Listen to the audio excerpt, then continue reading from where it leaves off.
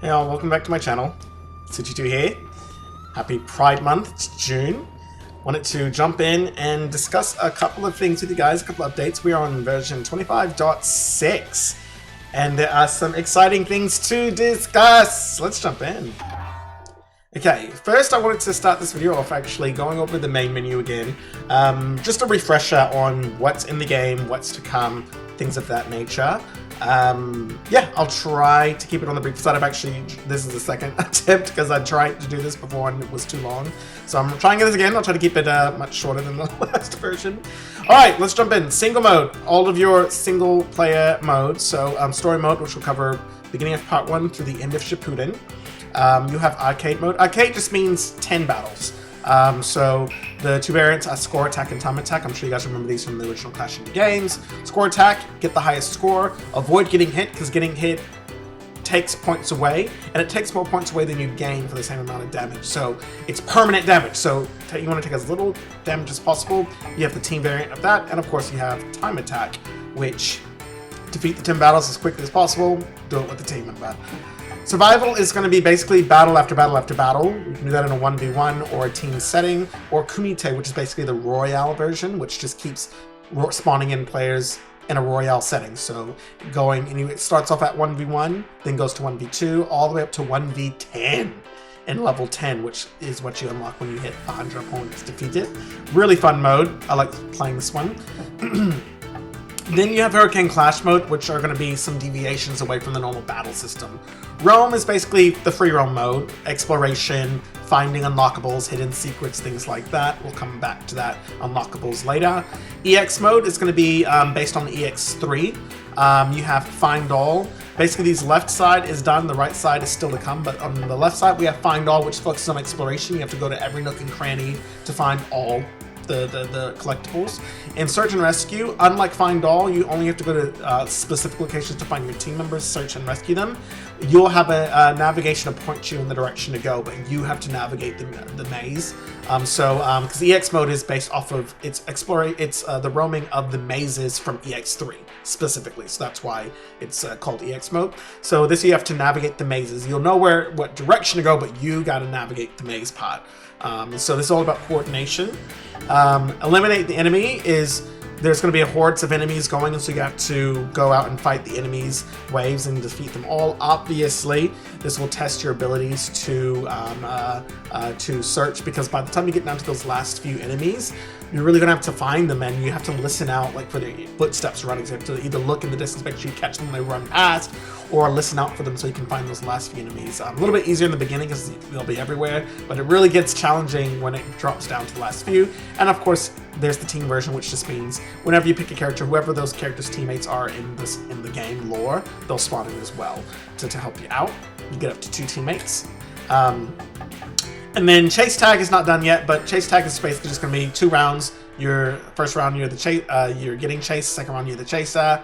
It's just, again, getting you familiar with moving around the stage. Same thing with Race to the Finish, but in a less competitive way, like hands-on. Race to the Finish is, again, also testing your ability to navigate and to maneuver around the maze and its unique environments. It's just someone else is doing it at the same time, but it's going to be a matter if we can do it faster. Capture the Flag is going to be kind of a mixture of Find All and Search and Rescue. So you start off at your home base, and then you don't have any navigation, you just have to go out and search. That's going to be closer to Find All. So you go out and you're searching every nook and cranny for your flag, and when you find your flag, you'll get navigation back to your home base, which is going to be more like Search and Rescue, which then tests your ability to follow the navigation and navigate the maze back to your home base to drop off the flag. And it's going to be kind of a back and forth round of that.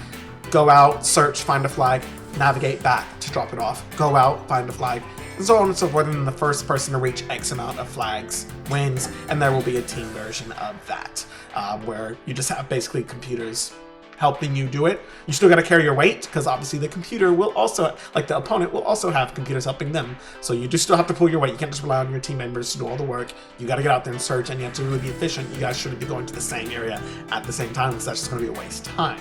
So you need to fan out specifically in your search to really maximize your time. So that's kind of how Capture the Flag is designed. Okay, Council Mode is going to be basically the celebration of 2D Naruto. particularly Tomi's Naruto games, 2D Naruto games, but throwing in a little bit of flair from the PS2 Naruto Ultimate Ninja games because those were cool too. PS2 and PSP. Don't like Storm, but those games were fire. They were great, so I'm going to kind of help use those as inspiration for Council Mode, which is based predominantly off of Ninja Council with Clash Ninja's combat system and a couple of fun things from Ultimate Ninja OG, and then more. So mission mode will be those story mode events. I didn't like in Storm. I mean, Storm mode has a fine story mode. That's the thing. Storm mode's all about its story mode, and one thing I didn't like about my playthrough of Storm story mode is there's a lot of cool stuff in there that you only ever get to experience that one time you play through the story mode, and that's really sad. There were really fun moments in there, like for example, mission mode is designed to bring those story mode moments into a playable, organized menu. Let's take, for example, Naruto versus Pain, the 6 Paths of Pain. That's a 1v6, which has different waves. You've got waves of dodging the summonings, you've got the wave of taking out, the animal path, and then it's kind of a mix of Royale and the Hurricane Clash EX mode combined into a boss battle of 1v6 with different waves happening in different areas, and that's a really cool thing. And I want you to experience that not just in the story mode as part of the lore stage of Naruto, but also let's go replay that mission in mission mode and pick our favorite character. This time I wanted to play that as Sasuke. Imagine Sasuke versus the thing. Same thing with the 5 Kages, going through the Kage Summit, hacking down samurai until you reach the 5 Kage and you fight them. In story mode, you'll play that as Sasuke, you hop into mission mode and pick your favorite character and play the same mode, play the same mission. So that's what mission mode's for. Challenges are going to be about challenges inside the battle engine. So this is going to be more like the mission mode from Revolutions 2 and 3, where you just have challenges to do inside the game, like get 40 combo hits, and then you have to pick a character that can achieve the 40 combo hits. Do a juggling challenge where you have to juggle opponent 10 times. So it'll just be challenges like that. And lastly, mini games is basically everything else. Everything that does not take place in one of the modes that we've discussed already. This will be basically the other parts of Naruto, the parts of Naruto that don't involve running or exploration or fighting. Just those fun side moments like practicing to run up the tree, Rasengan training, Shuriken training, spot the shadow clone, that kind of stuff. Just the stuff that makes the game fun. That's not so, the more casual stuff. That's what minigames is going to be.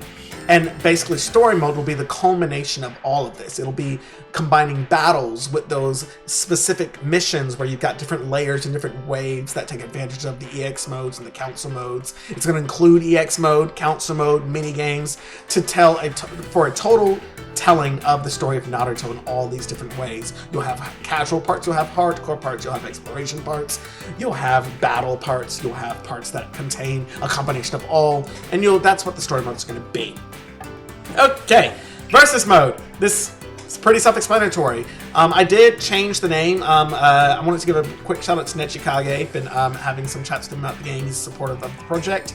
So thank you, bro. Appreciate your content. Guys, go check out Nechikage's channel if you like anime games, or just that topic in general. He covers not only Ultimate Clash Ninja, he covers Storm Connections, news, he covers, I think he covers Storm Evolution, because they just did a new patch on that one. Like, he covers all those kinds of things, and he's very supportive of other content creators, so I just want to throw that shout out there. Love what you're doing, bro, and you guys should check out his channel as well. Definitely worth a follow. Yeah. But one thing that he did bring to my attention in one of our chats is he was confused at one time because I used to have this called Classic Mode. By Classic Mode, I used to mean Classic or Team. Stamina wasn't always in here at the beginning. It was just Classic and Team. Classic was supposed to be Classic as in Classic Traditional Fighter, as in one-on-one. And then Team Battle was supposed to be the variation of that. So yeah, the Classic one-on-one or Team. But when I added Stamina, that may become confusing because people may think Classic mode means, oh yeah, like the old games with the health system, but no, that's actually Stamina mode. So to avoid that communication, I changed the name to 1v1. So now it's very plain and simple: 1v1 team or stamina, which contains 1v1 stamina or team stamina, and of course the branch of Royale. This just means basically 2 teams of 1, 2 teams of up to 3, or up to 8 teams. With however many people you want on those teams, up to 8 characters in Royale. Hurricane Clash mode, I do plan on implementing this into Versus somehow. I just don't know how yet, so we won't talk too much about that. I have this in here for now, but again, I was thinking like of a co-op mode, but not sure how I'm gonna handle that yet. This may be more for online, which may become network, which can be local or online, for multiple PCs. Unsure yet. And then we have Spectator, which is just all the 5 modes we just talked about, but computers only. We're not going to talk about online, we're not dealing with that.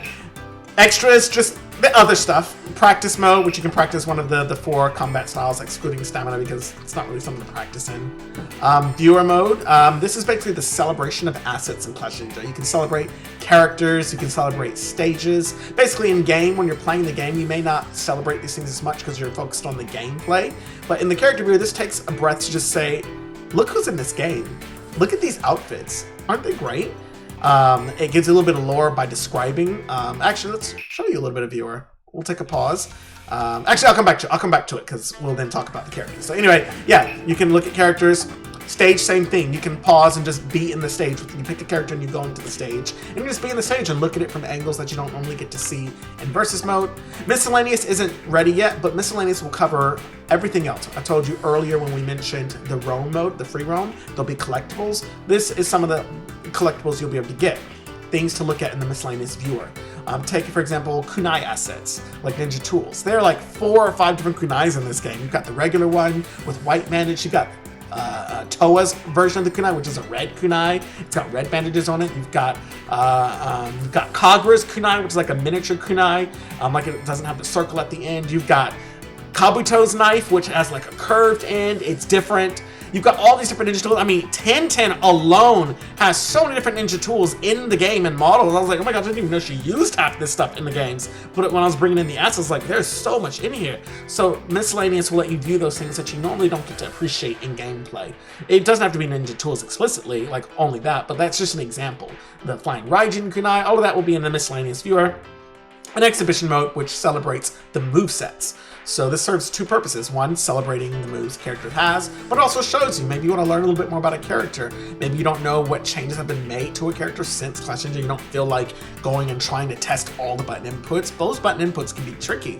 So exhibition mode lets you let the computer do all of that for you, and you can just appreciate and learn about the characters in the exhibition mode. Alright, sound player, self-explanatory. You can listen to BGM, voice, and sound effects. Haven't implemented it yet, mostly because I don't know what UI to use. I mean, like, not that I don't know how to do UI, I just haven't set aside time to do UI for sound playing. So that's mainly all that is. I just need to figure out the UI, and then I'll get these online. Game info's new. This used to be Ninja Info Card, but then I realized, wait, I have nowhere to put rankings and stuff, so I put this into Game Info as a category, which will contain your Ninja Info Card, your rankings, and credits. So the Ninja Info Card will just be your general information about your account. So how long you played the game, your favorite character, your favorite stage, that kind of stuff. How many wins do you have? How many cinematic techniques have you used? That kind of stuff. Rankings, obviously your rankings within the other modes, and credits will be whenever I do the final credits, everyone that helped with this project. Even though I'm the sole developer of it, I'm still going to count people who play tested, supported the project, you know, like posting videos on their YouTube channels, that kind of stuff, sending me feedback. I'm going to count that. I don't see it. You are visible. Thank you for everyone that does make content on this game. I do appreciate it. And if you do want to make more content on the game, please do just send me a message. If you, one, I like seeing your video. It shows me how you guys play the game, how you guys interact with the game, your favorite modes, so I know where to direct my focus in development. So please, please, please, please, if you guys enjoy playing this game, record some footage, pop it on YouTube. Even if you don't have that many subscribers, I still would love to check it out. Just notify me on Discord or on YouTube in a comment when you post a video, and I'll check it out. I do watch all my all the videos like that. Love them. Post a review, or just hear people playing the game. You don't even have to speak or show your face or anything like that. I just like to see how people play the game. So if that's you, feel free. And if you are a content creator that do want to show the game more on your channel, shoot me a message. I do have a special creators demo for content creators that usually includes a more current version of the game. Actually, this version of the game that I'm playing right now is available to content creators who like to show stuff and review the game. So be on the lookout. There is someone working on an updated review based on the current version.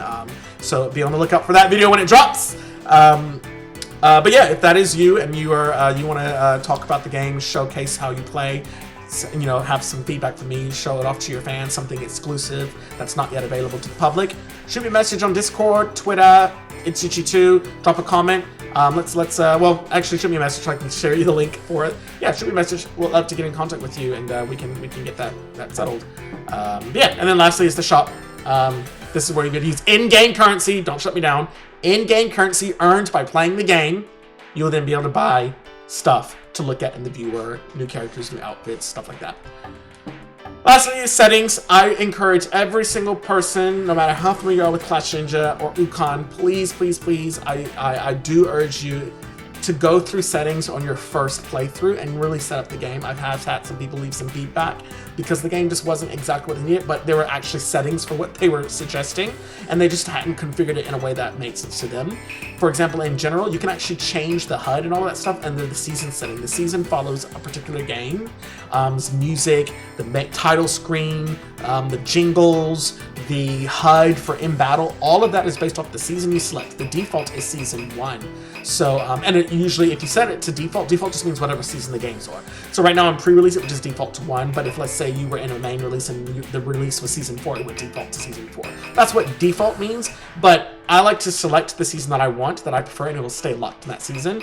Usually, my favorite ends up being Dragon Blade Chronicles, so I'm gonna switch to that. Second favorite is SP, third favorite is Rev 2. But yeah, I'll change it to DVC because I love Dragon Blade Chronicles and Read. It just has clean, modern HUD, great music. But anyway, yeah, that's kind of what to expect. Go ahead and select these things that based on which game is your favorite. Some people prefer GNT4. They swear they love GNT4 is the best Clash Ninja game. If that's you, just select the GNT4 menu. You'll get the GNT4 music, you'll get the jingles, and you'll get the HUD from GNT4, and the game will look and feel like GNT4, and that, like, at least visually and audibly. But I prefer Dragon Blade Chronicles. The game was just so clean. I am going to do a review on that game soon. It's an unsung gem. Post-processing is a new setting. This may help with flickering. Some people have reported on their laptops they have flickering. I don't get flickering. I've never been able to reproduce that issue. Don't even know what causes it, but my computer works fine. But I do know there have been some people who are turning off the post-processing, specifically anti-aliasing. Helped with that because I have ran into issues before with anti-aliasing causing problems. So I decided to try a version without anti-aliasing, and some of the people that had flickering going on said that when they tried the updated version without flickering, without the post-processing, it did help with their flickering. So yeah, so just try that if that's applicable to you. Another thing of this, and not recommended, just means I don't recommend it because it also, anti-aliasing is part of post-processing pack that I use, which makes the game look more vibrant. It basically just takes the game and adds a little bit more color, a little bit more contrast to make it pop. So if you turn off post-processing, you lose those added visuals to it. So, but that actually makes it look more like the original Clash Ninja games, because the original Clash Ninja games did not use post-processing. So if you want it to look technically more like those GameCube and Wii games, you can turn it off and it will look more like that. But I do think the game looks better with it on. It's just more vibrant, pops more. So I recommend that. It looks more professional, and it gets anti-aliasing, which makes it look smoother. And then performance, I usually keep this on don't show. It just adds stats for how fast the game is running.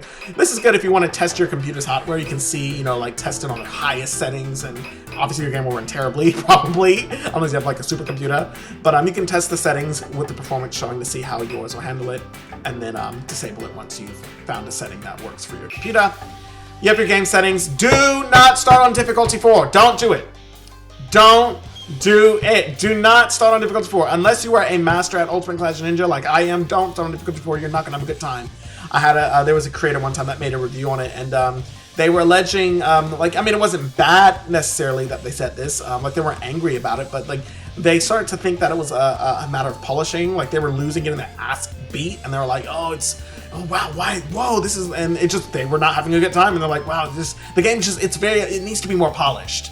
Referring to they're not able to win because the gameplay is not playing correctly. No, the game was fine. The movesets are fine, even the dummy movesets are fine. You were just bad. Now, that's not a bad thing. I'm not shaming you for that. But bro, turn the difficulty down. Turn it down. These shits are hard. I have a hard time with them, and I'm an expert at this game. You don't need to be on difficulty 4. You're not going to have a great time if this is your first time jumping into the game. I recommend, actually, in all Clash Ninja games, you can't even select this when you first start the game. You have to actually beat the story mode usually on a higher difficulty to unlock difficulty 4. So I recommend if you like a challenge, start on 3. 3 is challenging. It is challenging. And then get familiar with the game. Find a character whose moveset you like, or learn the dummy moveset and get comfortable using the game's mechanics, comfortable using the controls, comfortable with the changes between the last Clash Ninja game and this one. Get comfortable with the game first in a setting that's comfortable, and then challenge yourself with difficulty. But if you just jump in expecting, oh yeah, I like Clash Ninja, I like those Naruto games from the Wii, I played those a lot back in the day when I was a child, and you think you're gonna jump in Ultimate Clash Ninja and pick up a controller and fight a difficulty for you're not gonna have a good time. You're not. So I just wanted to throw that out there. Yeah, don't start on difficulty 4. You're not going to have a great time on it. I mean, maybe if you enjoy a challenge, you'll enjoy the headache of it, if that's what you get off on. Maybe the endorphins from screaming at your computer screen when these shits start hitting you with jutsus and combos and shit. I got juggled and then landed a cinematic. I was like, how the hell? I didn't program you to do that. I mean, like, I'm like, but they're doing it anyway. Don't start on difficulty 4. Start on like 3. The default's 2. If you're a newcomer to Clash Ninja, start on 2. If you've played Clash Ninja in the past, start on 3 so you can get comfortable with Wukong, Ultimate Clash Ninja's controls and stuff like that. And then if once you're an expert and you're comfortable and confident, found something that you like, found a character that you're vibing with, then try difficulty 4. But yeah, don't jump into this unless you're an expert at the game. Sound, you can adjust your sound settings as needed. Language, this really applies mostly to the announcer, the Japanese or English announcer. Naruto and Sasuke kids have Japanese voices, but I don't know if I'm going to actually be able to do Japanese voices for the cast because I don't speak Japanese. It's a whole situation how I got them to work on the kids, but yeah, it's harder than I thought, so I don't think I'll be able to do everyone unless I find someone who's willing to translate every single voice clip in the game. So unless that person exists, yeah. And lastly is your username. Mostly will be used in the future when online comes online at some point. But yeah, you can put your username in there if you want. And yeah, that's it. Last thing we'll talk about here are the new characters. I'm sure you guys have heard there have been some new characters added to the roster, you know what I'm saying? So those new characters are going to be Dosu, Zaku, and Keen. Welcome, Sound Trio, to your first console appearance, which is absolutely criminal. If you guys ever want to say, Matt, why do you hate Storm so much? When Storm adds the Sound Trio, that will show that they care about the fan base. But the fact that we are in 2025 with, 14 Storm games, and we still don't have the Sound Trio. What are you guys doing? The reason I'm so hard on Storm is because Storm still makes Naruto games. They still have a license to make Naruto games. So how do you still have the right to make Naruto games, but you're not adding in these missing Naruto characters that the fans want so desperately? So anyway, Dosu, Zaku, and Keen have finally made their console appearance in this fan game developed by a hardcore fan who cares about Naruto. You guys are welcome. So yeah, welcome. And I did include an alternate outfit for Zaku, his injured arms. Obviously, if you guys remember, Sasuke broke his arms. Spoiler alert. And then when he fights Shino, they've recovered enough for him to fight. But yeah, he has bandages on his arms from the damage done prior. So yeah, regular and bandaged Zaku are in the game. And Orochimaru, Lord Orochimaru, that's an outfit full. So I redid his model completely. It doesn't look like it's been redone because this is the original outfit, but it has been redone. He now has a Leaf Ninja outfit. Note his hair. I had to add ears because apparently, or not apparently, the model does not have ears behind the hair. So I had to add in ears because in this outfit with the headband, his hair splits apart and you can see his ears. So I had to add his ears and restyle his hair to work with the headband. That was fun. Yeah, but anyway, I think I made it look good enough and I added in his Leaf outfit. I think it looks great. And a branch of that Leaf outfit is his Sound outfit in the game. Also first appearance in any Naruto game. This outfit is, if you guys remember the Pillar Chamber stage from Revolutions 2, that all was based on this Orochimaru. The outside area, Orochimaru has a conversation with Kabuto in this outfit, in that outside Pillar Chamber area with the red, the palace. I call it palace in my game because that's what it really is. The palace outside. He has a conversation with Kabuto in the anime wearing this outfit, and the downstairs, the inside corridor, that's actually where Kakashi sealed Sasuke's curse mark after the Chunin exams preliminary rounds. And Orochimaru also showed up down there wearing this outfit when Kakashi freaked the flip out seeing him. So that outfit is canon. And I also added his Sound Jonin outfit for, when he was the disguised as the Sound Jonin leader of Dosu, Kin, and Zaku. If you guys know his name, please drop it in the comments. I don't know if he has a name. I couldn't find one on Google, or if he actually has a name, this character that he's impersonating. So I looked at his Orochimaru. I'm also thinking about maybe changing his name to just Sound Jonin when he's in this outfit, because there's at no point in the anime or manga does he ever get referenced as Orochimaru in his outfit, and that wouldn't make sense because this was the disguise, so people didn't know he was Orochimaru. So calling him Orochimaru, even though the lore of the game says it's not, I think that would be kind of weird to keep his name as Orochimaru, because that character that we're looking at is not Orochimaru, even though it is. So I'm thinking about changing it to Sound Jonin, but please, it would be much better if he has a name. that I can call him. There's the Akatsuki outfit. It's not 100% done. I have to fix his hair. Specifically, I have to get his hair to follow. It's tucked into his collar, so it can't just flow loosely. So that's why it just looks a little bit weird for now. When he turns, it doesn't line up correctly. And lastly is Shiore making her debut in a Naruto game. For some strange reason, Shiore has never been playable in a Naruto game, not even as an alternate outfit. But guess what? Your boy Itsuchi got you because he cares. He cares. Cares, and you're welcome. So I care about Naruto, and so there's Shiore playable in a Naruto game for the first time. And I'll just go ahead and I will select a few of these characters just so you guys can see them in the view.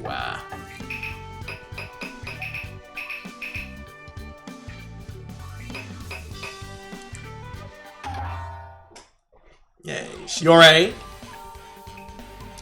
Sanjonin, Dosu, Saku, and Keen. Ah! They're in the game and they're moving and stuff! Love it! And last but not least, I'm going to show you guys really quickly. I added in a new roster info. This is to help me track the outfits in the game. If you look to the right, you'll see that there are 400, it says select character 0 out of 406. 406 is total outfits, like total models. So if you like cycle through this, you get all their alternate costumes and forms. So that's what that is. So there are 406 unique assets. So from everything on this roster, 406 unique assets have I put in this game because I care. I'm pretty sure this is more than Storm at this point, including all of their DLC. I'm pretty sure there are more characters and outfits, excluding palette swaps, because palette swaps, I don't count that. Palette swaps are not alternate outfits. So excluding, and there are no palette swaps in this game. None of those 406 are palette swaps. Now, some of them obviously are like differences between their eyes. Like this, the difference in this is just the QB version. So I'll give them, some credit on that. Like this is not including palette. This is, yeah, anyway. But I think overall, there's still a lot. If I press the info button, this will give me some more thing. I know some of it's covered by my webcam. In my current setup, I can't turn that webcam off. But there are total outfits. There are 265. This does take away things like QB Naruto versus not. So it does not include forms. So in terms of actual outfits, like Naruto's zip-up jacket, this jacket, his Sage Mode, like that, separating the outfits like this, then there are going to be 265 unique outfits. I'm sorry, 265 outfits, and because outfits also include variants. Like these would be considered different outfits. But unique outfits, there are 188. So unique means not including this. So 406 is total assets. 265 takes away the forms and just focuses on outfits like this, including variations. Unique outfits means like, okay, this is just the same outfit with minor changes, but this is a different outfit. Sorry, these are all the same, but that's different, that's different. But then these two are the same. So 188 excluding copies like this. And then there is unique something else forms that includes, so when I take into account forms, it will include that, but I haven't, you can't see that, obviously it's off screen. Then you have named characters. Named characters means how many characters have a name, for example, or occupy a roster spot. So what that means is not just how many roster spots there are, because Leaf Ninja takes up one roster spot, but it includes Iruka and his outfits, Mizuki and his outfits, and Ebisu and his outfits. So this is one roster spot, but these are 3 different named characters because they will have variations of the moveset. The same goes for Team Kabuto. This is one character spot, but it includes Kabuto and his forms, Yoroi and Mizumi, and also Oboro is counted as one character slot. Yeah, and there's also the Oboro clone. So because of that, I want to count named characters as something different. Named characters takes into account for characters that have similar movesets and but share a roster spot. So there are 103 named characters in the roster so far, which also would separate the Cloud Ninja, which currently has 2 characters within it, of Omoi and Karui, more to come.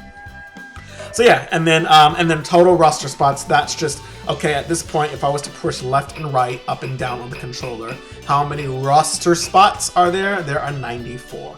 So roster spots will always be the lowest number because there's always going to be more. They're going to be different forms.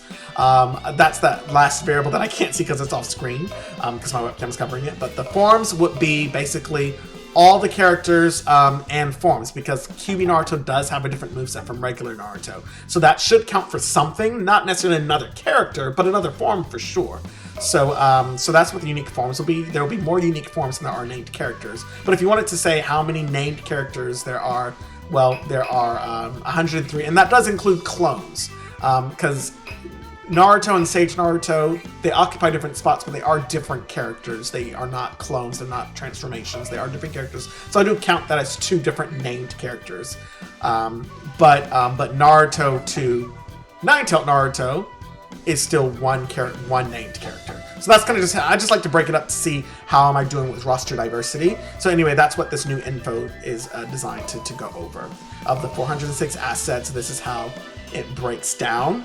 And the most important metric I will probably say to focus on is the unique forms, which you can't see, and the named characters, which is 103. Yeah, so that's what I recommend focusing on. There are 103 named characters, and that's insane. We broke 100, and I'm proud of that. All right, we'll close the video off with one last Easter egg. We're at 30 minutes. One last Easter egg is, if you guys remember in the Kumite, in the Oboro fight in the GameCube Clash Ninja 2, when you played in the Force of Death, it played a different jingle than the normal Force of Death jingle, and so I just wanted to pay homage to that by in Kumite mode. Get ready! It's time to go Begin! wild!